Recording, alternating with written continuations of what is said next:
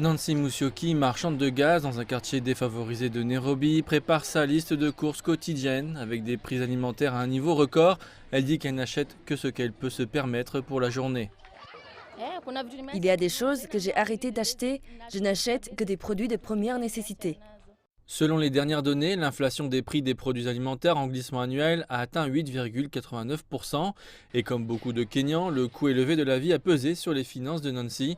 Elle fait maintenant tous ses achats à son kiosque local où elle peut acheter de petites quantités de nourriture au lieu d'aller dans un supermarché. L'argent que je gagne peut me faire vivre une journée. Je n'ai pas les moyens de faire des courses pour un mois. Elle est connue sous le nom d'économie Kadogo ou petite économie et elle prospère dans les quartiers à faible revenu. Ici, la quantité de nourriture que l'on achète dépend de l'argent qu'on a.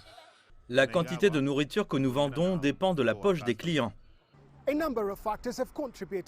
Plusieurs facteurs ont contribué à la forte hausse des prix alimentaires, notamment les taxes et la pandémie de Covid-19. Et sans fin en vue pour le conflit actuel entre la Russie et l'Ukraine, beaucoup ici sont résignés au fait que les prix des denrées alimentaires ne vont probablement pas descendre dans un avenir proche. En ce qui concerne la pandémie mondiale, la raison pour laquelle les prix des denrées alimentaires augmentent, c'est l'augmentation de la demande avec la reprise mondiale. Ensuite, il y a l'augmentation des coûts de l'énergie et les goulots d'étranglement de la chaîne d'approvisionnement. Nous avons constaté qu'il y avait des systèmes alimentaires déséquilibrés et une augmentation des coûts de transport. Anthony Mveyange dit que le changement climatique est également à blâmer avec des conditions météorologiques extrêmes affectant la production alimentaire et il prévient que les prix alimentaires devraient augmenter encore en raison du conflit russo-ukrainien.